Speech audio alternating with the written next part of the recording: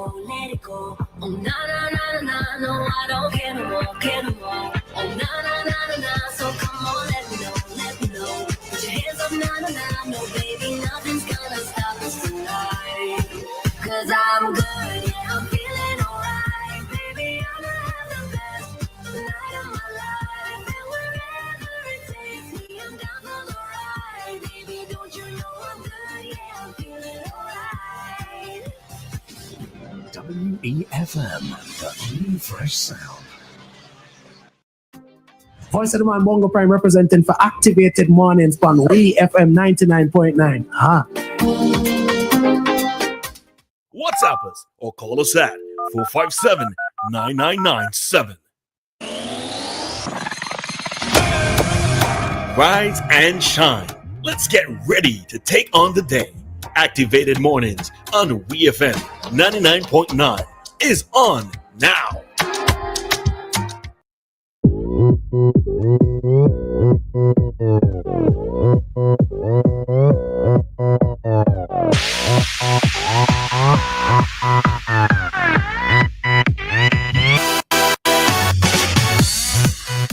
Good morning, everyone. We are back with you for another day, a Wednesday. We are here with you. In studio, you have Dianna, Cain, and myself, Roleza. But if it's Stephen listening, he's going to say my name is Moesha. All right. So it depends on which name you want to call me. Or if it's Sean, it's Rosella. Rosella. Yeah. Girl, you know, you don't want to know the amount of names that I have.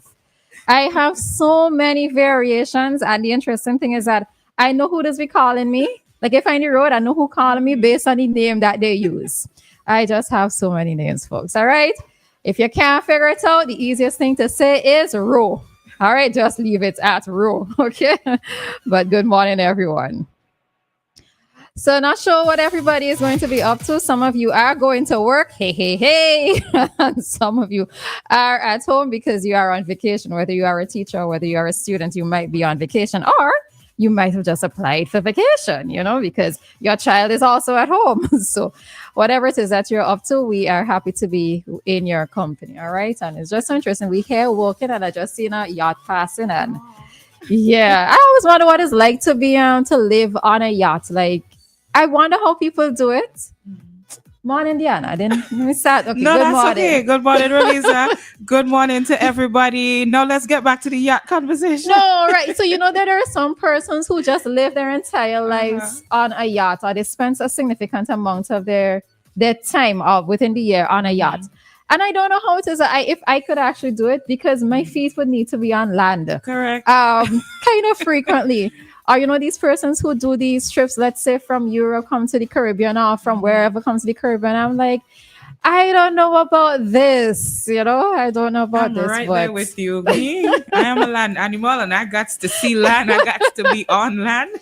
Yeah, I was watching this thing the other day about a guy who was stranded for a significant amount of time, like months had passed, maybe like 18 months or so, just out at sea. And his boat had kind of semi-fallen apart, and the person who he went out to sea with died. And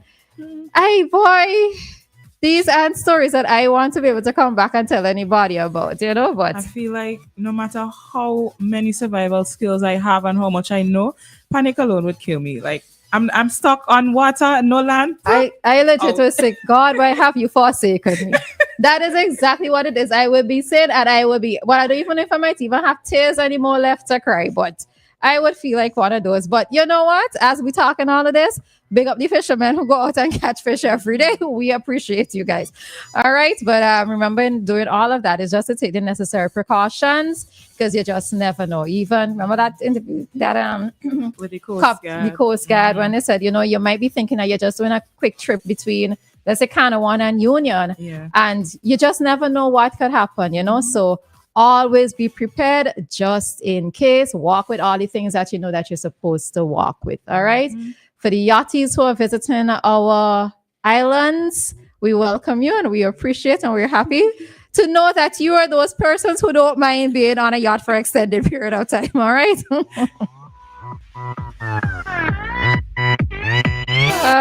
All right. So, all right. right. So somebody here says I went on a yacht in New York. It was about the bash for a big DJ. The elevator was all glass in that elevator in the yacht, sir. But I love to see them, I love to see, because you remember, like, I always looking outside to see if I see like a really nice yacht passing across. I love to see yachts, but to live on them for an extended time is what I don't know about. I love to be on yachts, like to the catamarans and so forth.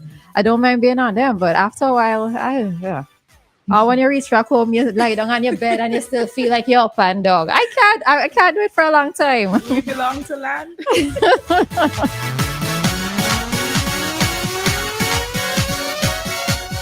Alrighty, so let's get into our topic for this morning. And good morning to the persons on the live. Let me bet it's Miss Joseph message. It was Miss Joseph who messaged. Mrs. Joseph, good morning to you, Mrs. Joseph. And yes, Wednesday greetings to you as well. All right, so we're going to quickly touch on a topic that might be of interest to several persons. I don't know how many Vincentians, especially those who frequent Kingstown, how you feel about it, but we're asking the question, do we have a vagrancy issue in Kingstown? All right. And this topic is prompted by an opinion piece that is on St. Vincent Times, and it's written by Yvette Gittons. Now, it's titled A Call for Compassion, Action on Vagrancy in SVG. So despite the heavy downpour, I made my way to Kingstown to sell a few used textbooks. But what met me that day was more than puddles and rain. It was a harsh glimpse into a growing problem in St. Vincent and the Grenadines. On the street, a sidestep of the former Bank of SVG on Bedford Street in Kingstown, I counted several vagrants sleeping, soaked, and seemingly forgotten. Perhaps they didn't realize the rain had stopped, or perhaps it no longer mattered. Vagrancy is becoming a troubling norm in the heart of Kingstown. Business owners struggle to keep their storefronts free from loitering and harassment. Customers are being turned away, choosing to avoid town altogether for fear of an uncomfortable or even frightening encounter. These vagrants are urinating and defecating on our streets, and this indeed is raising public health and safety concerns. All right, so she goes on to speak about her own personal experience, and then she's asking the questions. She's asking several questions. Do we have the resources in place to help these individuals, especially those suffering from mental illness? Is the rise in youth unemployment and substance abuse feeding this crisis? Are we turning a blind eye to those most in need? How can the community support these individuals? And what role can local businesses play in helping to resolve the vagrancy issue? All right. So the article has a bit more information in it, but if you want to read it in full, you can go to St. Vincent Times and have. Do you think that we have a vagrancy issue in Kingstown in particular? All right. So, Dianna?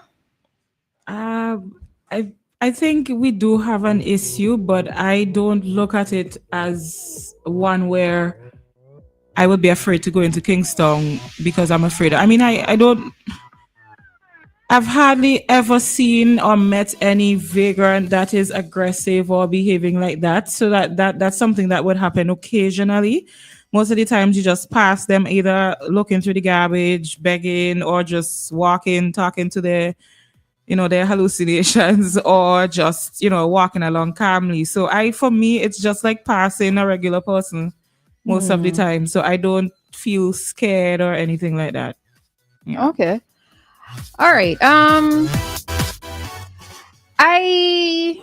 So remember I told you this story about a guy named Amos, who I became friends with, quote unquote friends with, the one with the different matching shoes. Mm-hmm. Now, I always remember the one of the times that first times I encountered him, I shouted at him, right? Because he approached me in a bit of an aggressive manner, wanting some money, right?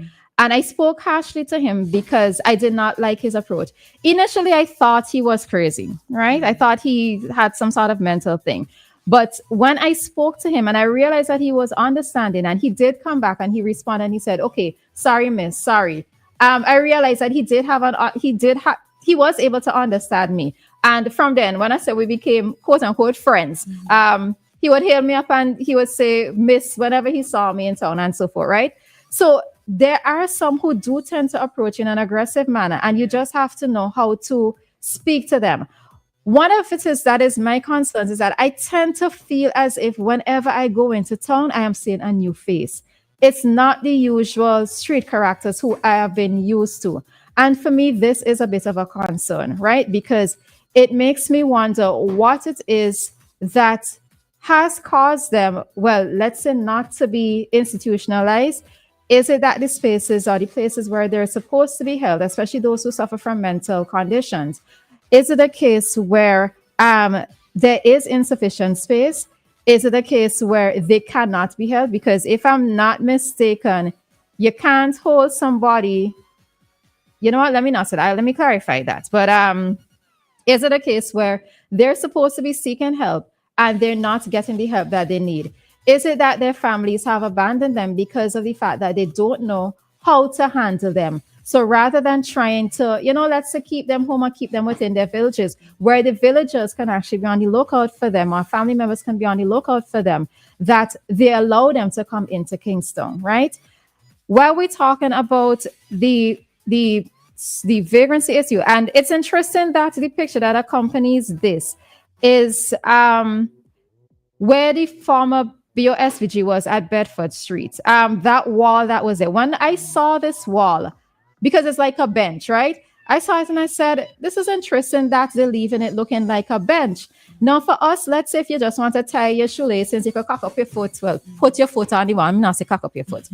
Put your foot on the wall to tie your shoelaces. That could come in handy for many of us. Mm-hmm. But when I saw it, I said, this is exactly where you're going to find a lot of homeless people looking to sleep. And that's exactly what is happening there, right?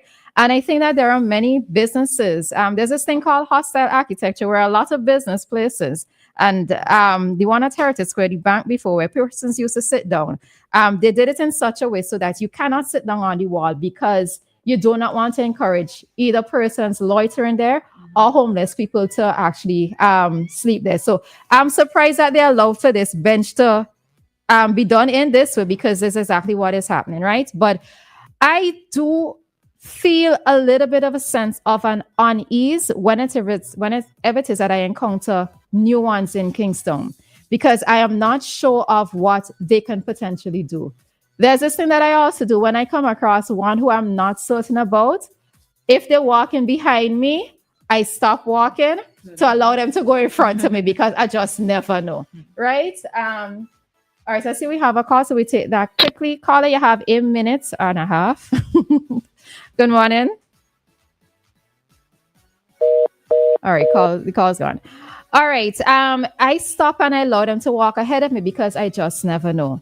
There are also a few in town who, well, there's one in particular. I remember as a child. All right, let me see if we could take this call from Joshua quickly. Joshua, morning. You have like a minute. Hi, yes, good morning. Morning. Yeah, I maybe it's me. I'm kind of different.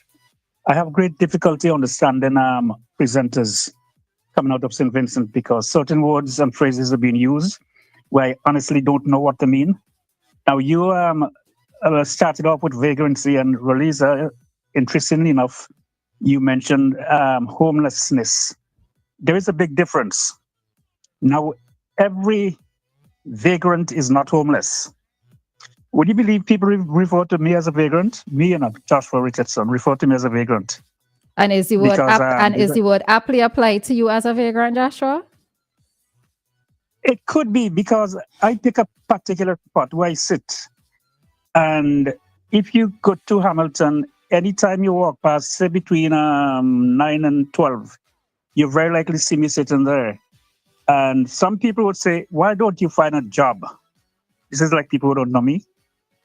So a vagrant is not necessarily a homeless person.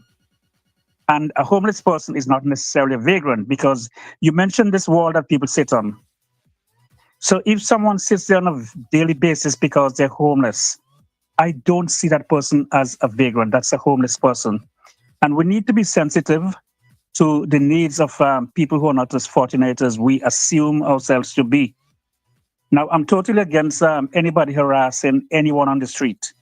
There's some people who are not homeless, they're not vagrants, but they also harass people. One of the things I noticed in St. Vincent is that men seem to be very disrespectful of women. A woman would be walking past and they'd be whistling her, hey, hey, psst, psst, hey, baby. To me, that's... and I find the same thing in the Bahamas too, where the taxi drivers in particular, are totally disrespectful to women. Okay, all right. So you're kind of strained there. So we're gonna have to end and we really do have to end because we have to go to traffic talk, right? I heard you really, but I don't always think that folks pay attention to people when they talk, because they're all included, all inclusive. Have a great day. All right, have a good one, Joshua. All right, so we can probably pick this back up at 7:45 after Kingsley's commentary, but at this time we have to head directly into today's traffic talk. Nothing else sounds as good